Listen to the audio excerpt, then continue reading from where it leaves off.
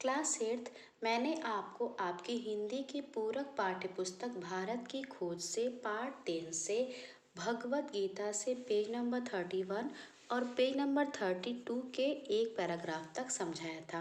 मैंने आपको इसमें भगवत गीता के बारे में थोड़ा सा समझाया था। आज बेटा मैं आपको उसके आगे का भाग समझाने जा रही हूँ। इस काव्य का आरंभ महाभारत का युद्ध आरंभ होने से पहले युद्ध क्षेत्र में अर्जुन और कृष्ण के बीच संवाद से होता है। अर्जुन परेशान है, उसकी अंतरात्मा युद्ध और उसमें होने वाले व्यापक नरसंहार के, मित्रों और संबंधियों के संहार के विचार के विरुद्ध विद्रोह कर उठती। आखिर यह किस लिए, कौन सा ऐसा लाभ हो सकता है जो इस पाप का परिहार कर सके। उसकी पुरानी कसौटियाँ नाकाम हो जाती हैं, उसके मूल्य ढह जाते। अर्जुन इंसान की उस पीड़ित आत्मा का प्रतीक बन जाता है जो युग युग से कर्तव्य और नैतिकता के तकाजों की सुविधा से ग्रस्त है। इस काव्य का भगवत गीता का जो आरंभ बेटा है वह महाभारत युद्ध के आरंभ होने से पहले युद्ध क्षेत्र का है, जिसमें अर्जुन और कृष्ण के बीच का संवाद है। अर्जुन परेशान है क्योंकि वह कहते हैं कि इतना नरसंहार किस लिए, क्या इससे लाभ मिलेगा, जिसमें अपने मित्रों का और संबंधियों का ही नरसंहार होगा और वह इन्हीं सब दुविधाओं से ग्रस्त हैं। इस निजी बातचीत से हम एक एक करके व्यक्ति के कर्तव्य, सामाजिक आचरण, मानव जीवन में सदाचार और सबको नियंत्रित करने वाले आध्यात्मिक दृष्टिकोण जैसे विषयों की ओर बढ़ते हैं। गीता में ऐसा बहुत कुछ है जो आध्यात्मिक है। जब बेटा अर्जुन परेशान रहते हैं तो कृष्ण उन्हें समझाते हैं और उसी की व्याख्या जो है गीता में मतलब भगवत गीता में की गई है। गीता में बहुत कुछ ऐसा है बेटा जो क्या है, आध्यात्मिक है। इसमें मानव विकास के 3 मार्गों ज्ञान, कर्म और भक्ति के बीच समन्वय करने का प्रयास किया। गीता में क्या है बेटा, गीता में 3 मार्ग मतलब ज्ञान, कर्म और भक्ति के बीच आपस में समन्वय करने का प्रयास किया गया। बाकी 2 की तुलना में भक्ति पर अधिक बल दिया गया है। यहाँ तक कि इसमें एक व्यक्तिगत ईश्वर का स्वरूप उभरता है, हालांकि उसे पूर्ण रूप परमेश्वर का ही अवतार माना गया है। गीता में मानव अस्तित्व की आध्यात्मिक पृष्ठभूमि का निरूपण किया गया है। रोजमर्रा की जिंदगी के व्यवहारिक समस्याएं इसी संदर्भ में सामने आती हैं। गीता में जीवन के कर्तव्यों के निर्वाह के लिए कर्म का आह्वान किया गया, अकर्मण्यता की निंदा की गई है और कहा गया कि कर्म और जीवन को समय के उच्चतम आदर्शों के अनुरूप होना चाहिए, क्योंकि ये आदर्श समय समय पर स्वयं ही बदल सकते हैं।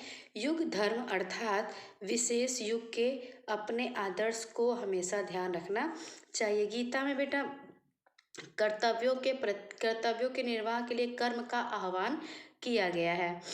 उसमें आलस्यता की निंदा की गई है। कर्म और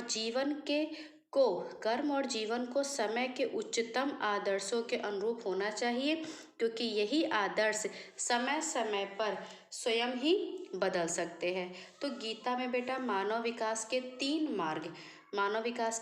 मार्ग जिसमें से ज्ञान, कर्म और भक्ति के बीच समन्वय है।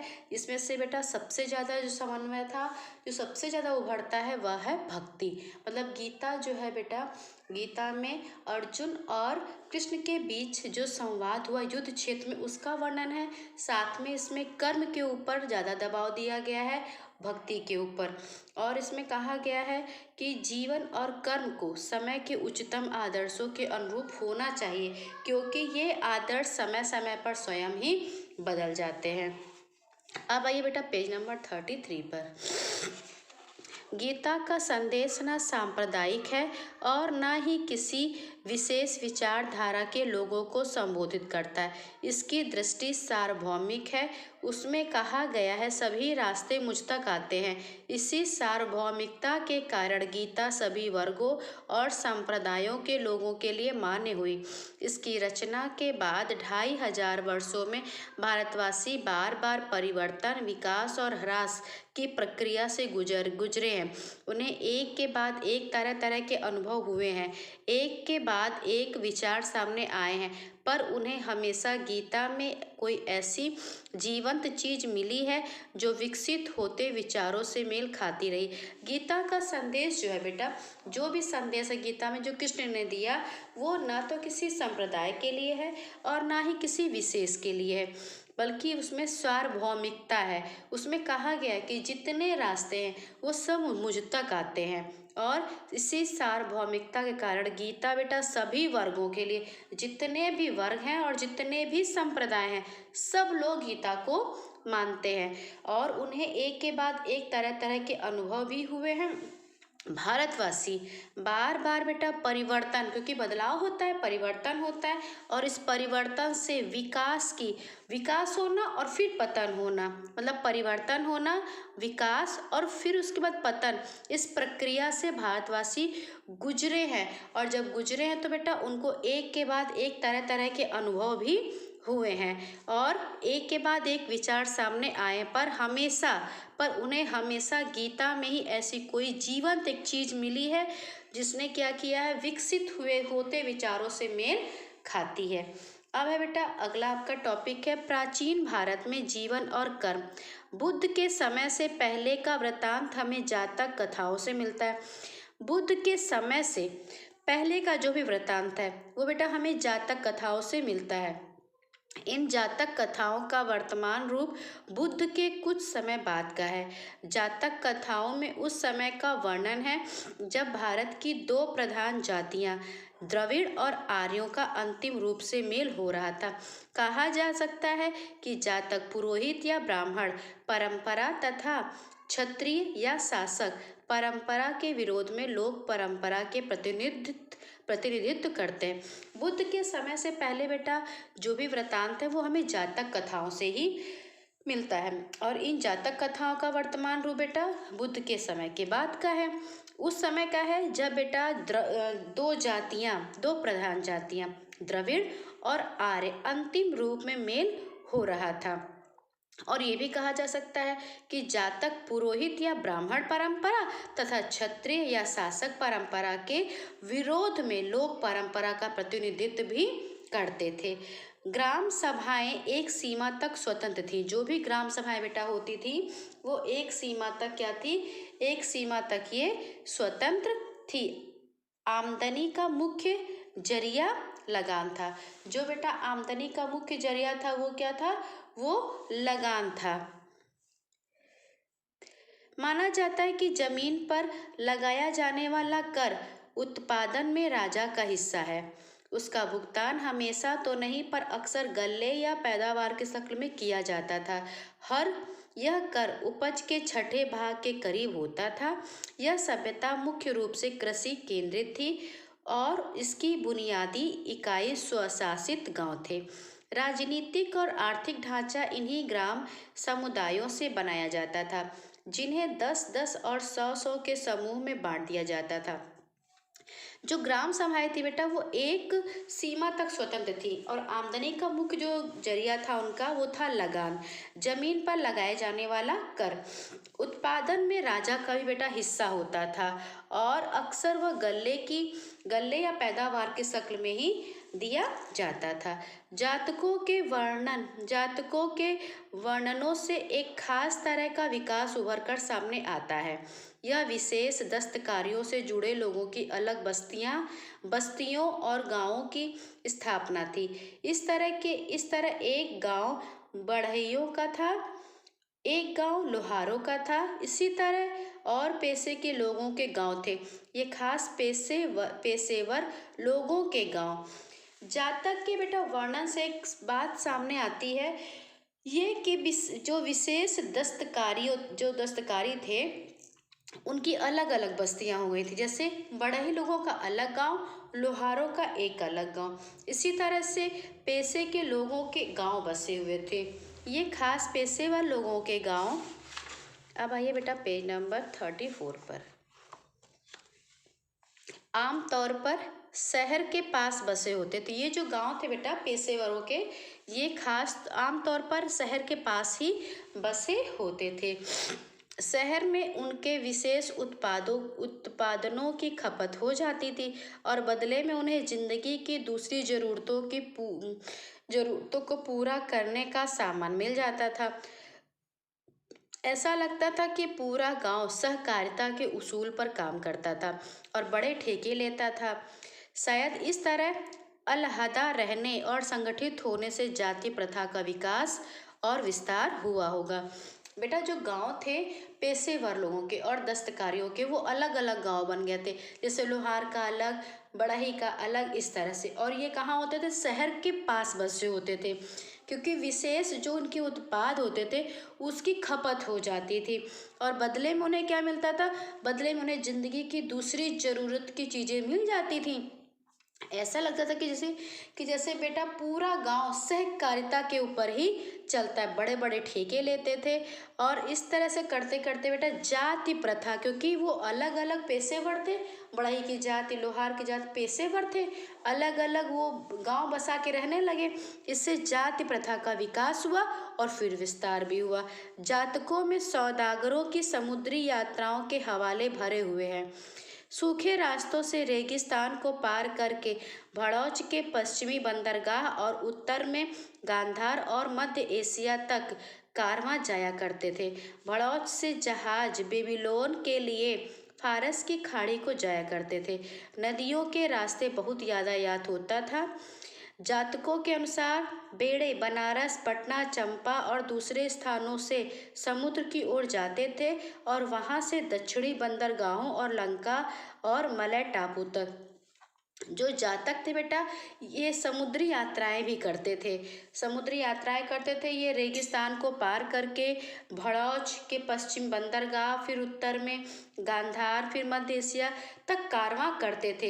ये एक स्थान से दूसरे स्थान पे बेटा समुद्र की ओर, दूसरे स्थानों से समुद्र की ओर जाते थे और वहां से फिर दक्षिण बंदरगाहों और लंका और मलय टापू तक जाते थे। मतलब कि ये समुद्री रास्तों से भी जो है अपना सौदागर जो थे समुद्री रास्तों से भी अपना काम करते थे। भारत में लिखने की प्रथा बहुत पुरानी है। भारत में लिखने की प्रथा बहुत पुरानी है। पाषाण युग के मिट्टी के पुराने बर्तनों पर ब्राह्मी लिपि के अक्षर मिले। मोहनजोदड़ो में मिले शिलालेखों को अब तक पूरी तरह पढ़ा नहीं जा सका। वे ब्राह्मी लेख जो पूरे भारत में मिले हैं निश्चित रूप से उस मूल लिपि में हैं जिससे भारत में देवनागरी और अन्य लिपियों का विकास हुआ। अशोक के कुछ लेख ब्राह्मी लिपि में हैं। उत्तर पश्चिम में मिलने वाले कुछ अन्य लेख खरोष्ट लिपि में। पहले तो बेटा यहाँ पर था गांव के बारे में, फिर यहाँ आया सौदागरों के बारे में कि वो किन रास्तों से यात्रा करते थे। फिर आ गया बेटा यहाँ पर लिखने की प्रथा।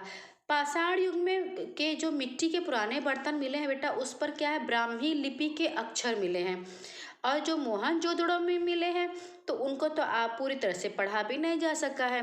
वे ब्राह्मी लेख पूरे भारत में मिले। जो ब्राह्मी लेख है बेटा वो पूरे भारत में मिले हैं और निश्चित रूप से उस मूल लिपि में है जिससे भारत में देवनागरी और अन्य लिपियों का विकास हुआ। हमारी लिपि क्या है? देवनागरी। तो देवनागरी और अन्य लिपियों का विकास जो हुआ है वह मूल लिपि में है। और यहाँ तक कि बेटा कहा गया कि अन्य लेख जो उत्तर पश्चिम में मिलने वाले जो कुछ अन्य लेख हैं वह खरोष्ट लिपि में है। ईसा पूर्व 6वीं या 7वीं शताब्दी में पाणिनि ने संस्कृत भाषा में अपने प्रसिद्ध व्याकरण की रचना की। उन्होंने अपने से पहले के व्याकरणों का उल्लेख किया है। उनके समय तक संस्कृत का रूप स्थिर हो चुका था और वह एक निरंतर विकासशील साहित्य की भाषा बन चुकी थी। पाणिनि आज भी संस्कृत व्याकरण पर आधिकारिक प्रमाण माना जाता है। हालांकि बाद में वैयाकरणों ने उसमें कुछ जोड़ा भी है और उसकी व्याख्या भी की है। यह दिलचस्प है कि पाणिनि ने यूनानी लिपि का उल्लेख किया है। इससे संकेत मिलता है कि पूर्व दिशा में सिकंदर के आने से बहुत पहले भारत और यूनान के बीच किसी न किसी तरह का संपर्क हो चुका था। ईर्ष्यापूर्व छठी या सातवीं शताब्दी में पाणिनि ने संस्कृत भाषा में अपने प्रसिद्ध व्याकरण की रचना की थी। उन्होंने अपने से पहले के व्याकरणों का उल्लेख किया है और वह एक निरंतर विकासशील साहित्य की भाषा बन चुकी थी।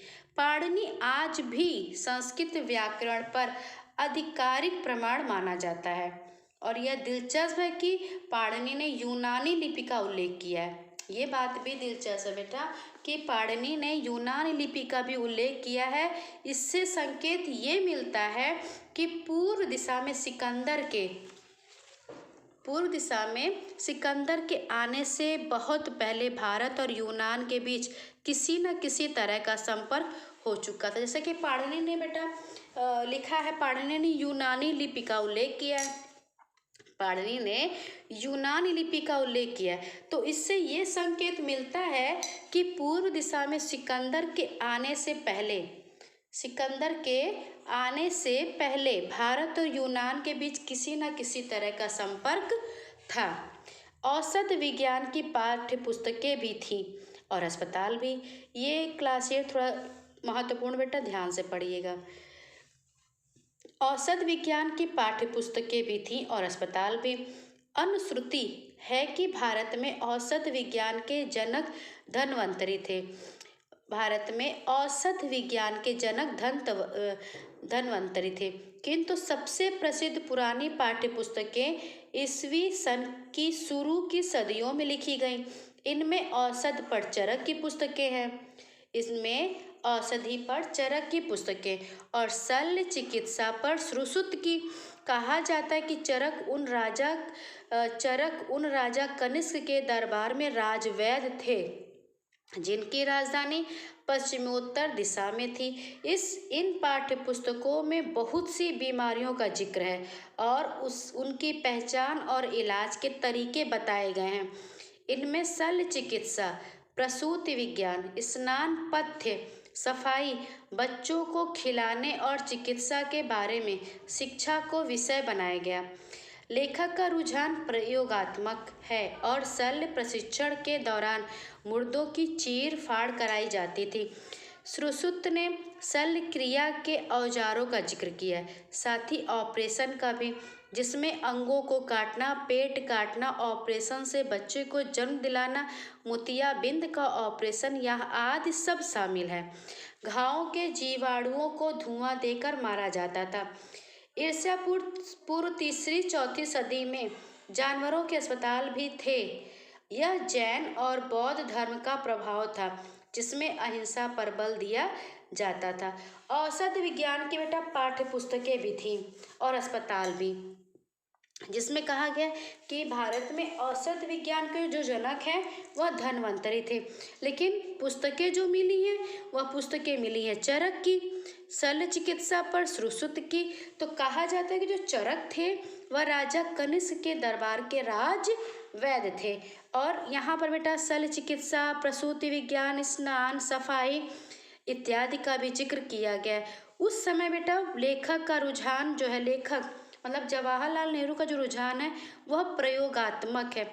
उन्होंने बताया कि शल्य प्रशिक्षण के द्वारा, यानी कि शल्य प्रशिक्षण के दौरान मुर्दों की भी चीड़-फाड़ कराई जाती थी, साथ ही ऑपरेशन भी किए जाते थे, जिसका लेखक ने यहाँ पर जिक्र किया है। यानी कि भारत में पहले के समय में बेटा ये सब जितना यहाँ पे दिया गया है ये होने लगा था। महाकाव्यों के युग में अक्सर वनों में एक तरह के विश्वविद्यालयों का जिक्र किया गया है। ये कस्बे और शहर से बहुत दूर नहीं थे। इनमें प्रसिद्ध विद्वानों के आसपास शिक्षा प्रशिक्षण के उद्देश्य से लोग इकट्ठे होते थे। शिक्षा में तरह तरह के विषय शामिल थे। जिनमें सैनिक प्रशिक्षण भी होता था। इन वनाश्रमों को इसलिए पसंद किया गया था क्योंकि यहाँ शहरी जीवन के आकर्षणों से बचाकर विद्यार्थियों के लिए नियमित और ब्रह्मचर्य का जीवन बिताना संभव होता था। कुछ वर्ष तक यहाँ प्रशिक्षण के बाद उनसे अपेक्षा की जाती थी कि वे वापस लौटकर गृहस्थ और नागरिक जीवन बिताएं। इन वन शिक्षालयों में प्रायः छोटे छोटे गुट रहते थे। गोकी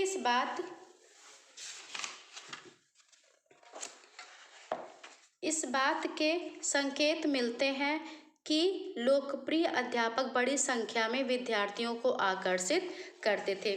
जैसा कि बेटा आपने जो आज पढ़ा है क्लास 8 इसमें आपने आज बहुत पढ़ा, भगवत गीता के बारे में पूरा पढ़ा।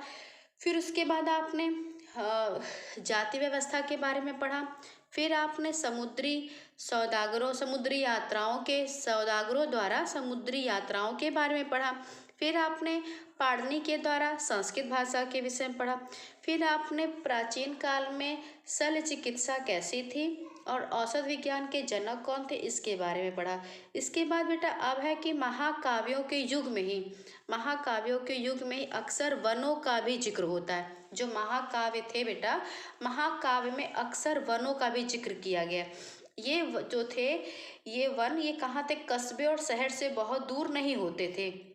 इनमें प्रसिद्ध विद्वानों के आसपास शिक्षा प्रशिक्षण का उद्देश्य से लोग इकट्ठा होते थे।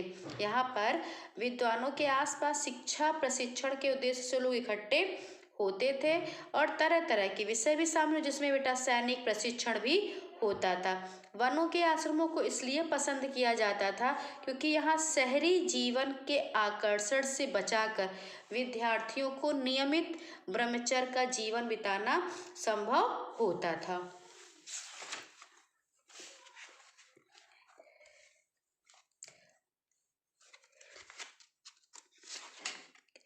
इस बात के संकेत मिलते हैं कि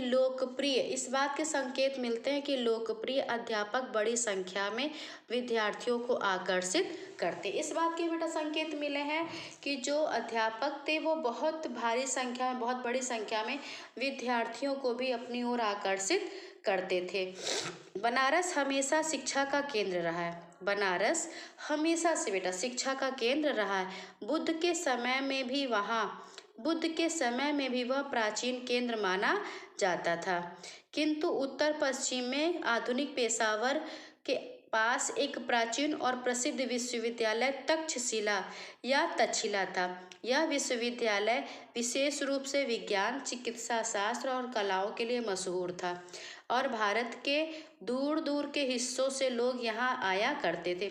तक्षशिला का स्नातक होना सम्मान और विशेष योग्यता की बात समझी जाती थी।